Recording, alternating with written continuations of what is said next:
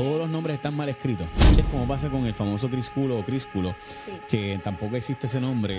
Suena callado, gorillo. Vamos a ver cómo resolvemos este tostón. La gente de Florida Politics se quedó corta. El chanchullo como que se pone cada vez más grande. Esto es muchísimo peor. Y Puerto Rico, por ahí jumea. Ese pobre licenciado llamó el 8, llamó el 9, llamó el 10, Josué Colón le hacía ignore y no le cogió la llamada. So, todo esto no suena a que, hey, aquí hay una alarma, vamos a chequear esto bien. Se está hablando de uno de los bufetes más grandes. Y esa es la gente que dice, aquí fraude. Cuando yo digo que yo me quedo sin quija, es que ya la tengo en el piso hace rato.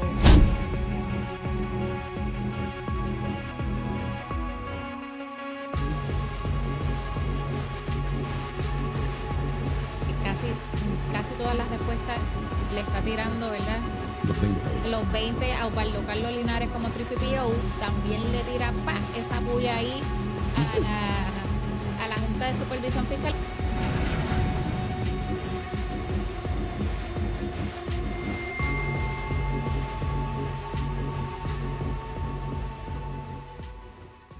El chanchullo como que se pone cada vez más grande porque cada vez parece ser más como que hay una estrategia de ocultar la verdad más de que simplemente fueron errores de omisión. Cada vez más parece menos negligencia y parece más intención. Por lo menos mi perspectiva es esa. Y como la que más conoce del tema es Bárbara Josefina, pues yo le he pedido a ella que esté con nosotros hoy y nos dé un update de lo último de este caso, porque resulta ser que lo último de este caso es que Josué Colón ha enviado una carta a la Junta de Supervisión Fiscal contestando unas cuantas preguntas y básicamente la culpa es del TPPO, no es mía. Bárbara, yo sé que tú tienes mucho que plantear y que decirnos, pero me gustaría antes que todo felicitarte, obviamente, por el premio que recibiste. Fue por la investigación de Sari Malvete, no fue por esta investigación, por si acaso. Pero buen trabajo. Gracias, Jay. Y como he dicho ya anteriormente, esto no hubiera sido posible sin todo el equipo de Jaguar Media y Jay Fonseca PR, así que muy agradecida de todos los compañeros porque a mí me llega la información, pero esto detrás de estas investigaciones hay un equipo pequeño, pero que trabaja como si tuviéramos una redacción enorme. Así que muchas gracias y sobre todo pues a todas las personas que siempre nos apoyan y nos sintonizan y quiero resaltar aquí el apoyo, la importancia de apoyar el periodismo independiente, Jay. De hecho, en mi caso también agradecer a todos los compañeros que han dado seguimiento a la historia independientemente del origen. Sí, porque a veces también cuando nos convertimos nosotros en boicotear las historias de compañeros, nosotros nunca hemos hecho eso. O sea, nosotros siempre hemos dado crédito y hay una política en nuestro grupo de trabajo de que siempre se va a dar crédito, no importa de quién salga el medio, ¿no? Cuando es para bien, a veces para mal, pero pues se le va a dar crédito a los que saquen la historia. Muy bien, porque esta historia no es mía, no es de Jay, esta historia debe ser acogida por todos los medios porque después de todo es un servicio de fiscalización que estamos dando al país. Pero vamos a lo que ha pasado este weekend con toda esta historia que inició con esa pregunta de quién es Jovi Wicks. Y pasó de todo, porque el viernes desde una reacción de Reyes Contractor vimos la declaración que hizo Mari Zapata, la directora de la Autoridad de Energía Eléctrica, en esa reunión que tuvo con la Junta de Gobierno, y vimos también y analizamos esa carta que envió Josué Colón, el SAR de Energía y director también de la Autoridad de las Alianzas Público-Privadas, a la Junta de Supervisión Fiscal, y es respondiendo las 17 preguntas que le había hecho días antes. La Junta. Jay, pero antes de ir a las contestaciones de Josué Colón, quiero destacar que dentro de todos esos documentos, todas esas páginas que contiene esa carta, Josué Colón dice que la Junta no se debe hacer como que los sorprendidos porque ellos 3 funcionarios de la Junta, revisaron 259 veces los cuartos de datos virtuales que contienen todo lo relacionado a este contrato de Power Expectation. Como quien dice, aquí vemos también a un Josué Colón, aparte de que casi todas las respuestas le está tirando, ¿verdad?, Los 20 ahí. Los 20 a Osvaldo Carlos Linares como TPPO, también le tira esa puya ahí a la Junta de Supervisión Fiscal y le dicen, miren ustedes, para que sepan, 3 funcionarios de la Junta de Supervisión recibieron acceso del BDR, que ellos le llaman el cuarto de datos virtual del RFP, y curiosamente desde el 12 de marzo de 2026 hasta la fecha, que esto fue el 21 de agosto, un miembro nunca accedió, otro entró 36 veces y el miembro restante del equipo entró 223 veces. Así que con esa pullita arrancamos la conversación. Arrancamos la conversación. Ay, Virgen. O sea, esta es la carta que le envía Josué Colón a la Junta de Supervisión Fiscal diciéndole básicamente, pero si ustedes tenían acceso a todo esto, así que cuál es el, o sea, ¿qué pregunta ustedes están haciendo? Si ustedes, y por si acaso a mí me da un poco de risa cuando hablo de esto, Bárbara. Tú no puedes acusar a la Junta de ser colonial y entonces cuando te deja a ti la potestad de hacer la contratación y el due diligence, tú fallas, pues entonces quejarte que la Junta no intervino. Pues entonces, ¿en qué quedamos? O sea, tú te estás quejando todo el tiempo de que la Junta no debería intervenir porque aquí no hace falta una Junta. Entonces, de repente, la Junta interviene y cuando no interviene, ¿me entiendes? O sea, si la Junta interviene, es colonial. Si la Junta no interviene, es irresponsable. Bueno, pues decídete. O sea, ¿cuál de las dos es? Porque no puede ser las dos. O sea, aquí, evidentemente, hay una realidad de que o tú quieres que intervengan o no. Pero nada, continuando. Bueno, y Jay, recordemos aquel revolú que hubo en febrero con aquella carta que envió la Junta y que Osvaldo Carlos salió públicamente, que a mí me dicen que fue que lo mandaron, pero bueno, salió públicamente diciéndole a la Junta que te estás entrometiendo en más de lo que deberías en este contrato. Tú no debes llegar hasta ahí, pero entonces ahora están reclamando lo contrario.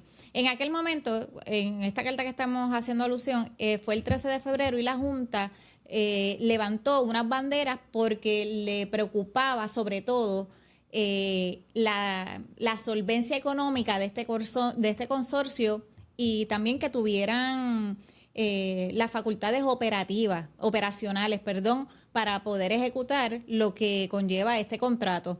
Y estaban preocupados también porque habían unos medios en Estados Unidos, entre ellos Florida Politics, que estaban diciendo, ojo, hay que tener la vista puesta sobre este contrato porque esto pudiera convertirse en un Whitefish 2.0, bendito. La gente de Florida Politics se quedó corta porque esto es muchísimo peor. Y peor porque, de nuevo, yo hacemos hincapié en eso de peor, no porque haya sido descubierto por un medio local o de fuera, porque la otra vez lo publicó Weather Channel primero que nadie, pero es porque en esta ocasión, o sea, hubo 1 año y medio de investigación previa a la contratación. O sea, esto empieza en enero del 2025 y miren cómo estamos. O sea, 2 años, año y medio después es que básicamente se forma el revolú.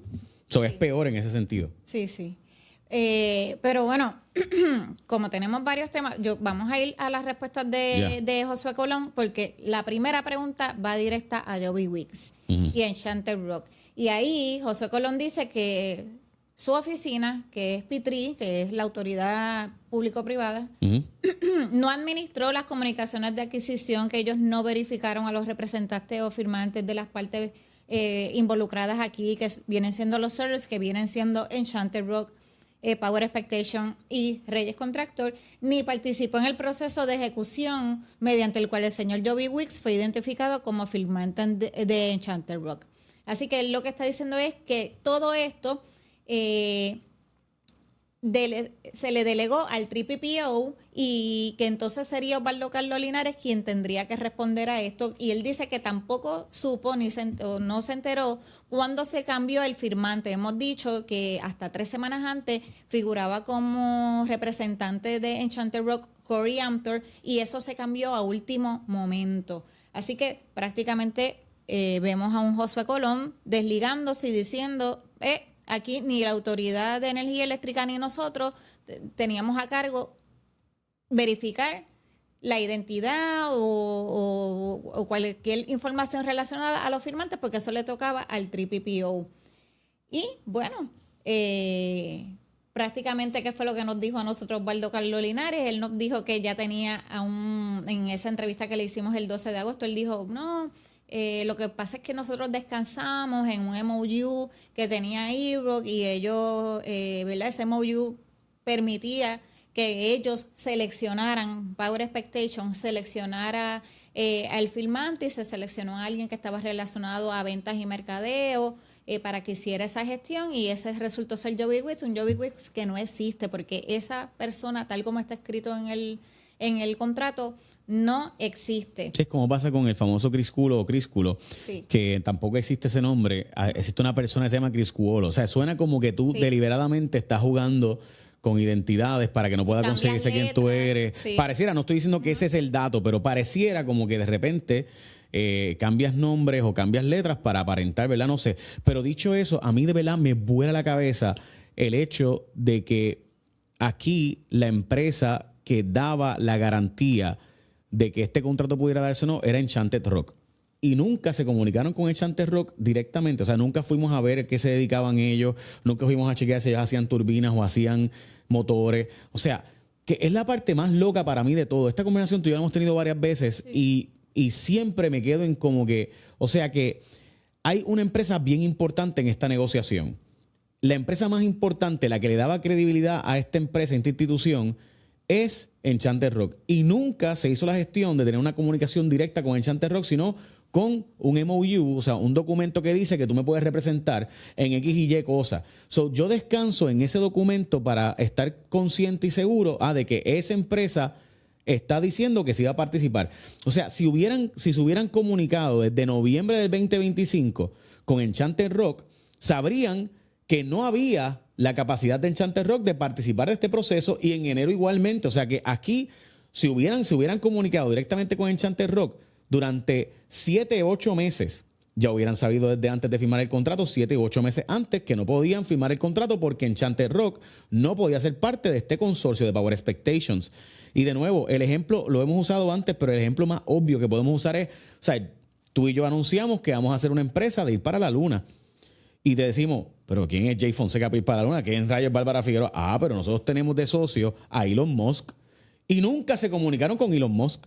Se comunicaban contigo y conmigo, pero con Elon Musk nunca. Entonces, pues, espérate, pero no, o sea, yo te digo, pero es que me sigue. O sea, la probabilidad de que tú y yo podamos hacer un rocket ship, que podamos hacer un cohete que llegue a la luna, son bien bajas.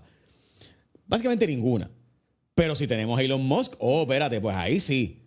Pero resulta ser que nunca se comunicaron con Elon Musk. O sea, eso suena tan loco. Sobre todo al momento en que ya se adjudica y ya están en los trámites para concretar el contrato. ¿Por qué? Porque aparentemente sí hubo unas conversaciones con la gente de Enchanted Rock o E-Rock, y de hecho ellos visitaron la isla y estuvieron aparentemente en la Central Aguirre, y eso lo sabemos porque el mismo Power Expectation, en un comunicado que envió la semana pasada, puso unas fotos en el comunicado como para probar que entre ellos sí había una relación. Pero al momento del contrato, lo que está diciendo Enchanted Rock, al momento del contrato, al momento de que nos mencionan que había que trabajar con unas turbinas y con un equipo que no tenemos disponible, pues ahí se quitaron. Porque una cosa es que tú hayas tenido unas conversaciones y que a lo mejor a mí me hubiera interesado el negocio en un principio, pero luego me quité con todo el derecho que tengo de quitarme. Ahí es que está el asunto.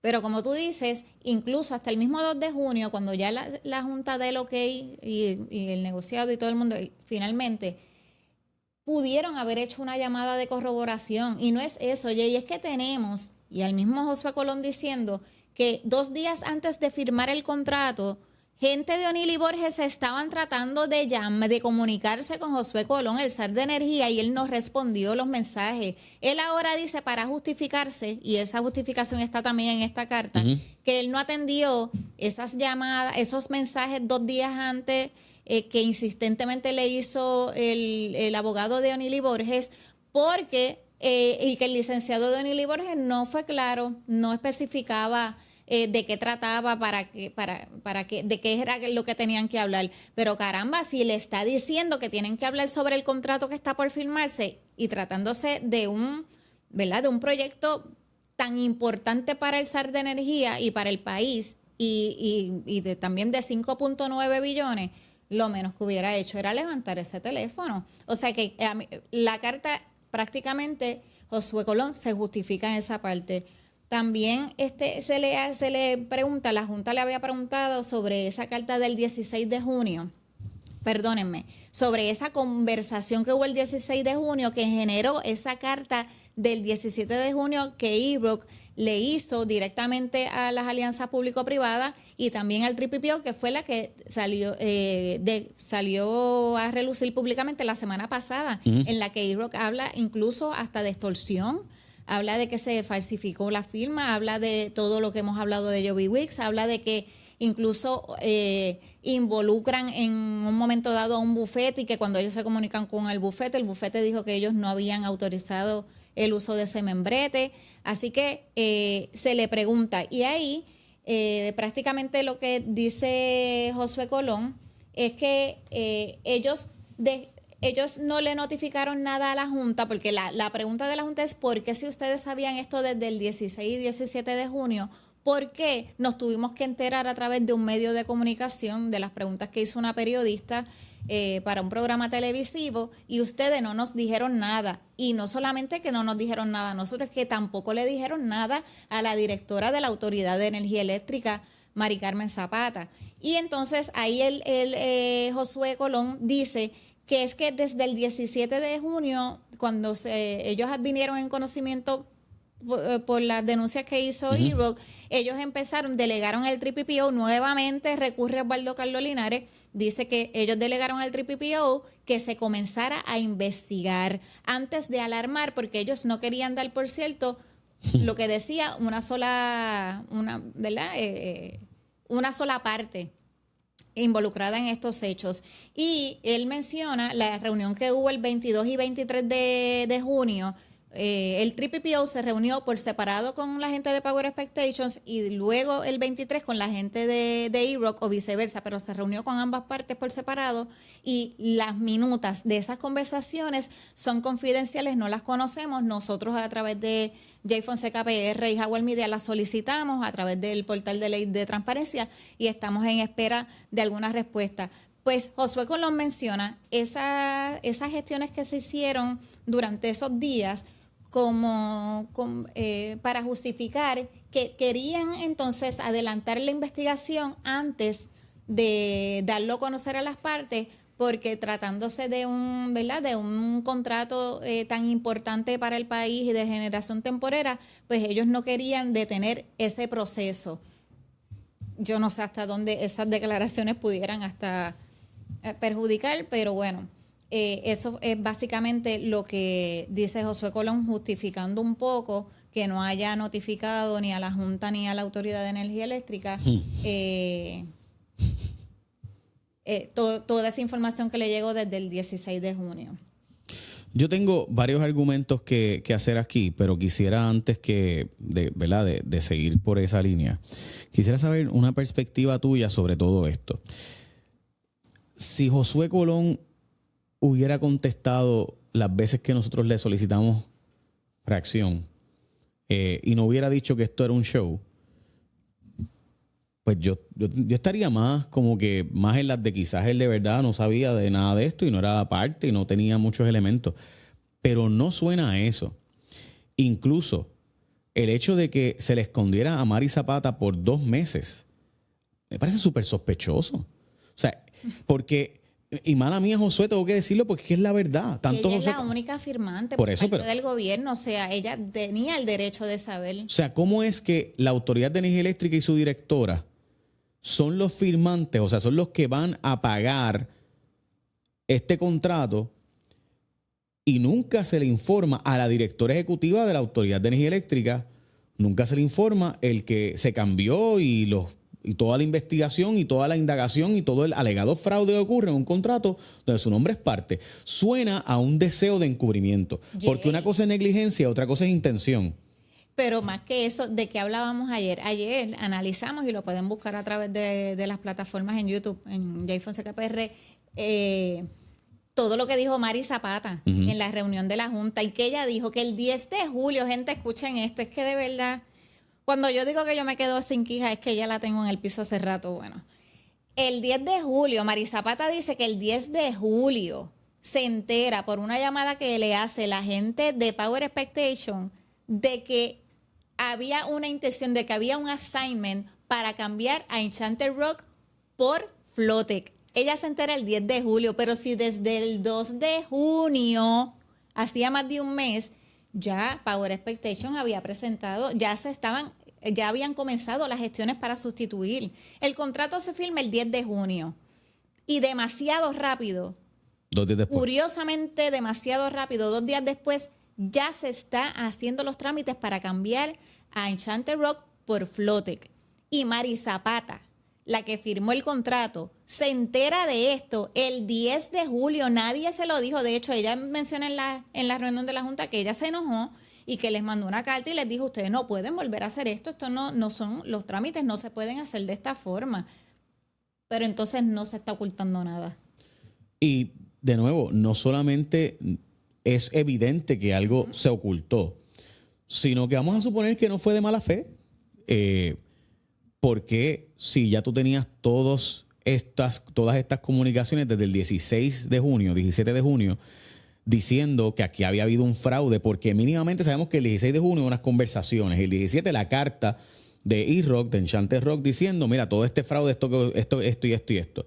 ¿Cómo tú no convocas inmediatamente a la persona que firma el contrato para decirle, mira, esto está bajo investigación porque hay un posible fraude? O sea, de nuevo, Osvaldo y Josué Colón plantean como que, no, pero es que esto, me quedé sin contrato. Y por eso, pero si 2 semanas antes tú estabas con contrato, o sea, el 17 de junio te estaba bajo contrato y Josué Colón era el director de las agencias público-privadas y SAR de Energía el 17 cuando llega esta carta con copia a ambos, básicamente, o a las dos entidades.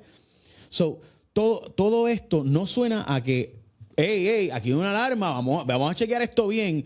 Suena callado, corillo, vamos a ver cómo resolvemos este tostón. Y mientras tanto que siga corriendo el proceso y vamos a ir para adelante con el cambio de Enchanted Rock a Flowtech. De hecho, Flowtech, que es algo que decíamos ayer, Flowtech sabía al momento de que se estuvieran haciendo los trámites, el assignment para que se sustituyera a una empresa por otra, todas las alegaciones de fraude que había por parte de E-Rock.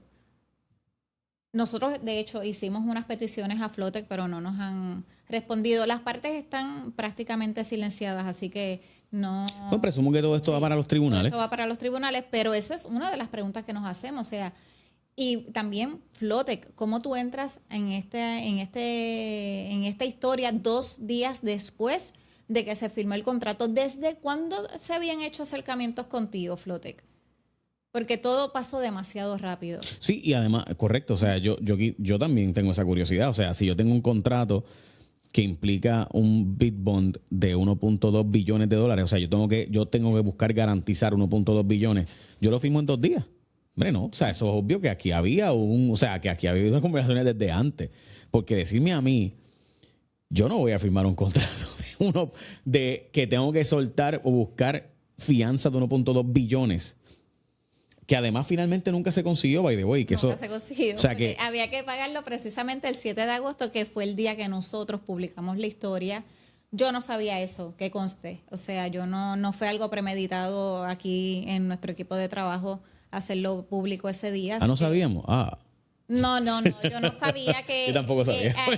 De hecho, ellos tenían que haber pagado eso hacía 2 semanas. Y entonces se le extendió hasta el 7 de agosto. Parece que un acuerdo que hubo en esa reunión del 29 de julio.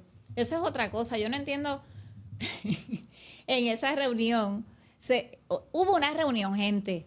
Y en la página del SAR de Energía pueden buscar las fotos sobre esa reunión en la que estuvo incluso Eddie Echevarría por Power Expectation, estuvo la gente de Reyes Contractor, estuvo Baldo Carlo, estuvo la gente de su oficina, Mariela Quiñones y Fabián, estuvo Mari Zapata, Josué Colón, o sea, el crew completo de este contrato, hasta la gente de Flowtech estuvo allí. Y el famoso Landon Gallagher también estuvo porque participó a través de Teams. ¿Qué pasa? Que incluso ese día no se le dice a Mari Zapata. Tuvieron la oportunidad y no le dijeron ese día. Como ella dice, lamentablemente, estoy citándola, lamentablemente ese día de la reunión del 29 de julio tampoco se le notifica la situación que había ocurrido con esa aparente firma no autorizada con este personaje que no existe. Porque eso sí era corroborable inmediatamente. Que de hecho nos enteramos nosotros de todo esto gracias a que la propia página del SAR de Energía es quien lo publica. Dicho sea de paso, la foto es la oficial, es la foto de Josué Colón con Power Expectations, y ahí está Osvaldo Carlos, que estaba fuera de contrato, pero ahí sí podía ir. No podía entregar los documentos, pero podía ir a las reuniones, aunque estaba fuera de contrato. Y aparece, ¿verdad? Está guiada la Fortaleza, Gobierno de Puerto Rico, Autoridad de Energía Eléctrica, y está ahí Mari Zapata y todo el mundo en esa reunión. Sí, es una foto prácticamente de celebración. Sí. Nosotros seguimos haciendo preguntas porque entendemos que si no damos el seguimiento que requiere, que amerita, pues va a pasar lo que siempre pasa, ¿no? Que se acaba el tema y próximo bochinche. Y como en Puerto Rico sabemos lo que pasa, vamos a hablar con honestidad. El tema del agua hoy se va a llevar las portadas y se va a llevar el tema y hay que decirlo. O sea, la verdad es que en Puerto Rico siempre hay tanto escándalo que este tipo de cosas no hay consecuencias casi nunca. Así que probablemente cuando tú ves todo esto, pues es Mr. Tembol, para que pase el tiempo. Es que puede ser la experiencia nuestra. Nada, vamos al próximo punto. Me estabas diciendo sobre la famosa reunión Mari Zapata y ahora pues la otra respuesta de Josué Colón. Lo último, básicamente, es que Josué Colón ha estado, ¿verdad? Se dirigió básicamente dijo unas cuantas cosas, entre ellas, pues habló sobre Joby Wicks. Después de eso, en la página 15, él entra entonces en este asunto de un tal Lionel Crispín y el counsel de Juan González, que tiene estos contratos que empezaron por 3 pesetas y iban por 3 millones, en las alianzas público-privadas. Y también que el 17 de junio, pues fue que llegaron las alegaciones de E-Rock diciendo, ¿verdad? Básicamente que este contrato tenía serios problemas. Dicho eso, yo quiero que la audiencia busque, y no me haga caso a mí porque yo soy un gordito de Jaguar, que usted vaya y busque un momento lo que se llama Vault 100 Official, donde se hace un ranking de los bufetes de abogados y las firmas prestigiosas de abogados en el mundo. Y si usted busca ese ranking, va a ver que la 8ª empresa más cotizada de todas las empresas de firmas de derecho de los Estados Unidos es precisamente la firma contratada por E-Rock para plantear, y esto de nuevo, esto es de American Lawyer, ahí siempre, ¿verdad? Se ponen law.com. Gibson es que se llama. Gibson, sí. Dunn. Sí, la firma se llama Gibson Dunn, le dicen así porque lleva desde 1890 con ese nombre. Pero si usted lo busca, ¿verdad? Porque es nuevo. O sea, lo que quiero plantear es que aquí esta gente no se buscó al tontejo de la esquina para que se comunicara con Puerto Rico. O sea, esta gente, el bufete de abogados que ellos contrataron, es el bufete que va después de Cravath, de Watcher Lipton, Skaden, Watkins, Sullivan y Cromwell, Kirk and Ellis, que es uno de los bufetes más reconocidos en Puerto Rico por la quiebra de Puerto Rico, Davis Polk, y entonces va Gibson Dunn. O sea, estamos hablando de uno de los bufetes top del mundo, con operaciones en Japón, en Europa, en Asia, China, Estados Unidos, etcétera. Se está hablando de uno de los bufetes más grandes. Y esa es la gente que dice, aquí hay fraude. Puerto Rico, por ahí jumea. O sea, son ellos los que contactan, porque la gente se sigue preguntando, ¿y qué tiene que ver O'Neill y Borges? No, ellos no son los... No tiene nada que ver que no sea el que yo me comunique con un abogado local. O sea, esto es bien común. Yo soy un bufete de abogado contratado en Houston para hacer unas gestiones y pasa algo, yo contacto a un local counsel para que allá en Puerto Rico, mira, tú que conoces cómo funciona eso allá, porque yo no soy de allá y yo no conozco a nadie, brega tú con eso. Normal. O sea, eso es lo que pasa todos los días. Y E-Rock contrata a Don y Don llama a O'Neill y Borges, mira, hazte una gestión allá. Llámate a Josué Colón, llámate. Y aquel hombre, ese pobre licenciado, llamó el 8, llamó el 9, llamó el 10, Josué Colón le hacía ignore y no le cogió la llamada. Esto se pudo haber evitado, Josué Colón, el 8 de junio, todo este bollete, pero como tú decidiste darle ignore, igual que nos diste ignore a nosotros cuando te hicimos el acercamiento para, ¿verdad? Para preguntar sobre todo esto y si tú sabías quién era Joby Wicks, Pero bueno, Jay, también se le preguntó, la Junta, como ustedes recordarán, le preguntó directamente a Josué Colón que informara sobre nombres de cabilderos, consultores, intermediarios que estuvieran involucrados en esta adquisición. Josué Colón, y esa es la pregunta 16, Josué Colón le dijo, yo no tengo información sobre eso, nosotros aquí no tenemos ni nombres de cabilderos, ni de consultores, ni nada.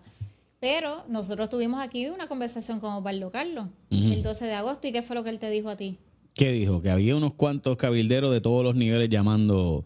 Que no iba a dar nombre porque se lo quería reservar, pero que sí, que aquí hubo unos cabilderos que llamaron y que hicieron sus gestiones y que también hubo llamadas del Congreso y de energía a nivel federal. Así que eso está ahí, eso está en el récord. Si ahora se están echando para atrás, porque algo que yo he notado con esta gente es que a muchos les gusta hacer misleading. Esta gente, cuando uno los está confrontando, ellos empiezan a hablar, tratando de confundir al periodista y tratando de confundir también a ustedes, al pueblo. Pero nosotros nos habíamos estudiado esto de rabo a cabo porque sabíamos que eso podía ocurrir. Y ahora los que están más perdidos con Juan Visco, que dicen una cosa hoy y otra mañana, y dijeron otra hace 3 semanas, son ustedes. Vamos a suponer que es porque pues se van recordando de cosas importantes y que no recordaron en el momento que esto salió. Memoria selectiva. Y yo creo que Josué Colón tiene mucha, peca mucho de eso de memoria selectiva. Lo siento, Josué Colón, pero tú fuiste el que dijiste que esto era un show mediático. Sí, eso es así. Mira, y yo sé que tenemos unos minutitos, pero tenemos información que ya ha ido saliendo también en otros medios. Los muchachos de Puestos para el Problemas mencionaron algo y tiene que ver con Reyes Contractor. Reyes Contractor, resulta que ellos cuando firmaron este contrato, ese 10 de junio, ellos lo hicieron a través de Reyes Contractor Inc., que es la corporación. Esta es una corporación que ellos ya la habían creado en el 2007. Inicialmente se llamó Novatio, creo que es que se llama. Así se llamó en un inicio y en el 2009 cambió. Ellos cambiaron de nombre a Reyes Contractor Group Inc. Incorporado. Esta es la única empresa puertorriqueña que forma parte del consorcio. Como tú sabes, estaba también esta Power Expectation, que originalmente tenían proyectos en la Florida, y estaba también en Chanterbrook, que son los de Texas y son los de este gran bollete y lío con Joby Wicks. Así que ellos, por parte de Reyes Contractor, quien firma es Denis Reyes Vega. Y curiosamente, Jay, el nombre de él en el contrato, que viene siendo el documento número lo tengo aquí, el 4 de Reyes. Si te fijas ahí, el nombre está mal escrito abajo. También. Sí. Denis Reyes está con en vez de 2 NYS, que es como está la firma, sí, así es su está nombre. escrito con... Ay, Virgen, no puede ser. Así es su nombre, pero aparece en el documento con DEN y de punto S. Pues bueno, Diablo, resulta... ¿no? O sea, todos los nombres están mal escritos para fines prácticos. Aquí es una cosa que uno se queda boba. Bueno, de hecho, o sea, Joby Wicks escribe el nombre ahí, JH, pero en el email lo escribe sin H. Sin H. Y en la firma, pues no se entiende lo que dice. Sí, está con H. Yo la revisé bien. Parece como un H, pero ese no se entiende. Sí, es como un garabato. Pues resulta... Pobre Mari Zapata, la única persona seria aquí, mira, ella escribió ahí, bueno, nada. Sí. Resulta que cuando vamos al Departamento de Estado, nos encontramos con una LLC, de la que también Reyes, el señor Reyes, es el presidente, que se creó 2 días después de haber firmado el contrato. O sea, el contrato se firma el 10 de junio y aparece como una de las empresas que conforman el consorcio a Reyes Contractor Group Inc. Sin embargo, el 12 de junio de 2026, hace poquito, el señor Reyes incorpora el 12 de junio otra empresa. Esta vez LLC. Y eso pasó el 12 de junio, tengo la hora, a las 5:53 de la tarde. Registra ante el Departamento de Estado una empresa completamente nueva que se llama Reyes Contractor LLC. No es una enmienda a la empresa que ya existía, a Group, es una entidad nueva con su número de registro. Y aquí es que viene lo interesante, gente. El documento de incorporación radicado ante el gobierno dice para qué es esa empresa. Y yo voy a citar textualmente qué es lo que dice ahí. Dice que el propósito del registro de esa empresa es para la ejecución del contrato de generación temporera de energía para la Autoridad de Energía Eléctrica de Puerto Rico, adjudicado bajo el RFP 3PPO, que viene siendo este contrato de 5.9 billones, incluyendo toda actividad directamente y asesoría a dicho proyecto en cuanto a fianza, seguro, subcontratación, adquisición de bienes y servicios y financiamiento del proyecto. Y ahí es que viene la palabra esa, subcontratación. Es decir, Jay, Denis Reyes Vega firma como presidente en el contrato de Power Expectation, en el contrato de 5.9 billones, con la empresa que tiene de Reyes Contractor Group Inc.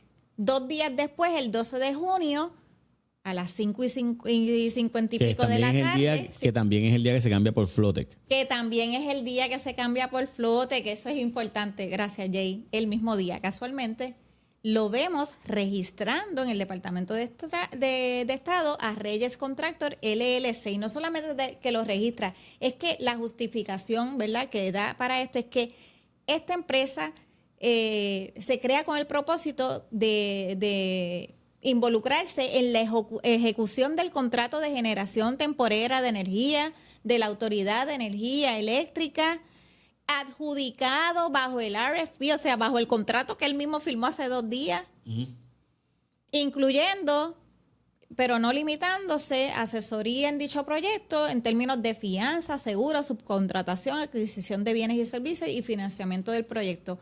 Yo no estoy diciendo, ni ninguno de nosotros aquí, que esto sea ilegal, porque crear una entidad separada para ejecutar un proyecto bastante común específico es bastante común según lo que he podido averiguar, pero dentro de toda esta historia que tiene tanto asunto que merece respuesta, pues aquí hay otro datito que curiosamente ocurrió 2 días después de la firma del contrato. De hecho, ellos nos enviaron la semana pasada unas declaraciones en las que prácticamente fue el 21 de agosto.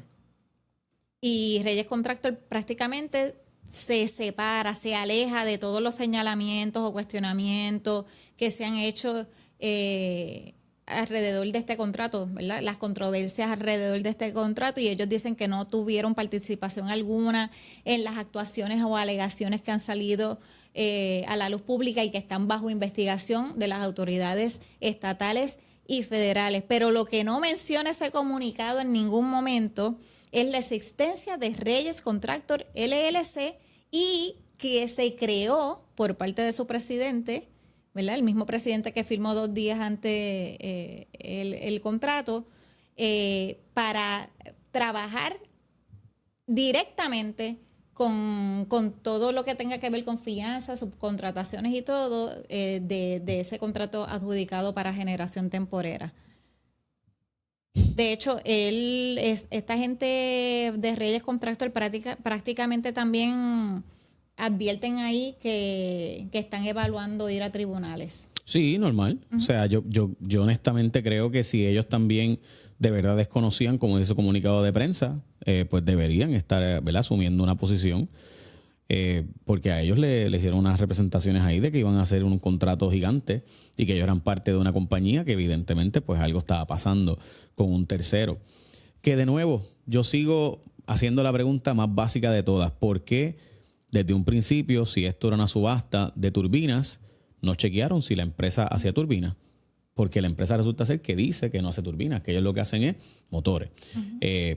Así que, ¿verdad? No, algo raro hay ahí de por sí. Sí. La- Que de nuevo, o sea, que yo honestamente creo que si la empresa de Texas era la que hacía posible que este contrato fuera viable, ¿cómo yo no tengo comunicación con la empresa de Texas? O sea, no sé, es raro. Jay, por si acaso, respecto a esto de Reyes Contractor, nosotros le enviamos una comunicación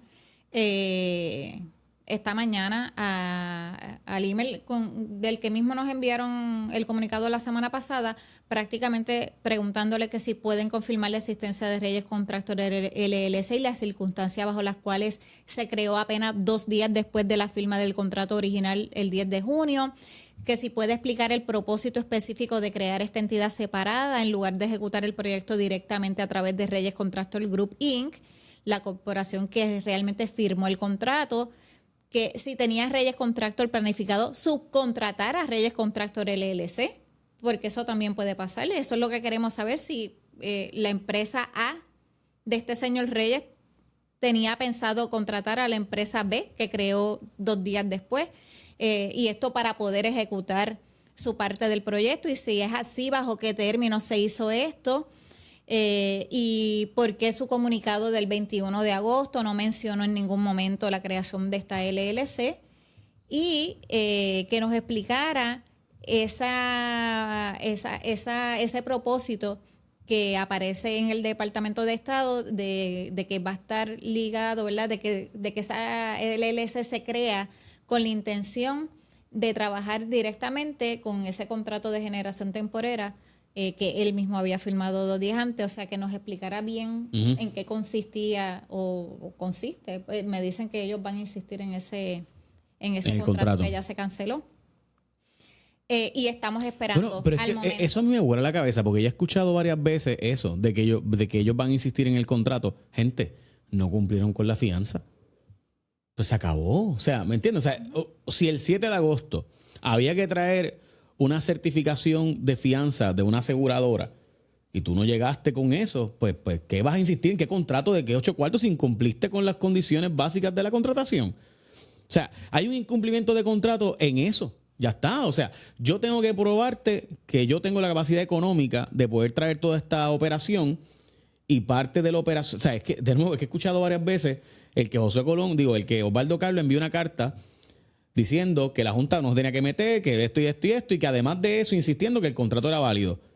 Y lo hace ex post facto del 7 de agosto. Y que no se había hecho, y que cuando se revoca y cuando se cancela el contrato, que no se había hecho siguiendo el debido proceso. Pero tenemos a la directora de la Autoridad de Energía Eléctrica diciendo el 21 de agosto que todo se hizo siguiendo el debido proceso. Pero vamos a suponer que no. Vamos a suponer que Osvaldo Carlos tenga razón y que se le canceló mal. ¿Cumpliste con la condición del bid bond el 7 de agosto? Pero no, que el pues se deber acabó. de ellos es orientar al gobierno, ¿no? Está bien, pero vamos a suponer, Pero, de nuevo, vamos a suponer porque que se no. contradicen demasiado. Por eso, pero es que de nuevo, para mí, vamos a suponer que se canceló de forma indebida el contrato. Ok, pero el 7 de agosto, la Junta levanta unas preguntas, que fue cuando tú te comunicas con la Junta. Sí. Y le dice a la Junta, mire, aquí Enchanted Rock, ahora E-Rock, nos está diciendo que ellos no son parte de este contrato y aquí hay algo bien raro. Y la Junta, al recibir tu comunicación y tú le pides una reacción, entonces ellos envían una serie de cuestionamientos sobre el asunto, ¿verdad? Y básicamente suenan la alarma de que hay algo raro, dame explicaciones. Entre las explicaciones nunca se le enviaron las cartas clave del 17 de junio, pero esos son otros 20 pesos donde se le detallaba por E-Rock las alegadas representaciones fraudulentas que hizo la empresa, alegaciones. Pero entonces, lo más importante es que ese 7 de agosto, que era un viernes, tenía que aparecer una certificación de que yo tengo la capacidad económica de traer un bid bond, o sea, de traer una fianza. Aquí está, yo tengo la capacidad de hacer esta operación al punto de que tengo una fianza, una aseguradora me asegura por 1.2 billones, aquí está. Eso se entregó. Hasta donde tú me has dicho, no se entregó. No se entregó. Pues sí, pues se acabó. Dicho por la misma Marisa Zapata y por todos ellos. O sea, pero pues se acabó. O sea, yo no pude cumplir con el requisito del contrato de que hacía falta demostrar que yo podía cumplir con un bid bond de una fianza de 1.2 billones. De hecho, se les dio tiempo adicional. Ellos tenían que cumplir con ese pago de esa esa es fianza muchísimo tiempo antes, que es lo que la gente también en la calle dice. Pero Bárbara, ¿por qué? Si ellos no habían cumplido para la fecha X, que era el 30 de junio, el pago de esa fianza, ¿por qué se le concedió tanto tiempo adicional? Dice Mari Zapata que fue un acto de buena fe. Quizás fue un acto de buena fe. Pero pregunta, ¿y por qué con Javelin no hubo esos actos de buena fe? ¿O con Gotham? ¿Verdad? Son preguntas que uno se hace. A lo mejor sí lo hubo y no nos hemos enterado porque, pues, o sea, esto aquí, ¿verdad? Hay cosas veredes, Sancho. Gracias, Bárbara. Sí. Rápido. Yes. Hay una malinterpretación con lo de justicia. El Departamento de Justicia envió una comunicación diciendo que ellos no tenían que ver. En efecto, el Departamento de Justicia no evaluó este contrato, para eso se contrata el TPPO. El Departamento de Justicia sí fue consultado sobre el tema de cuando tú eres un convicto en un delito que no puedes tener contratos con el gobierno, pero es en ciertos delitos, mayormente de corrupción pública o de gestión pública o de fraude. En este caso, la convicción de Eddie Echevarría era sobre agresión, que no tiene, por tanto, una prohibición de contratar con el gobierno de Puerto Rico. Así que esa fue la participación del Departamento de Justicia, así que nos parece injusto culpar al Departamento de Justicia. Sé que algunos medios lo hicieron, no lo hacen de mala fe, pero en realidad el Departamento de Justicia no tuvo... Fue que se confundieron. Yo entiendo que hubo medios de televisión y prensa escrita que se confundieron porque escucharon a Mari Zapata decir que en diciembre de 2025 se hizo una consulta al Departamento de Justicia para corroborar una información que les había llegado de Power Expectation y lo interpretaron como que Justicia evaluó el contrato y dio luz verde para que se ejecutara. Pero no, eso no pasó. Fue una consulta dirigida a saber si Eddie Echevarría, como presidente de Power Expectation, como tenía un caso previo de agresión a un policía en Florida, si eso lo descalificaba como parte contratante, firmante en este contrato. Y no, el Departamento de Justicia dijo, mira, evaluamos las leyes y no, porque lo único que se descalifica aquí es por delitos, como dijo Jay, por corrupción o fraude. Así que, aclarado ese asunto, next, no metamos a justicia en esto. Gracias, Bárbara. Sí, gracias a ti. Bueno, ahí está.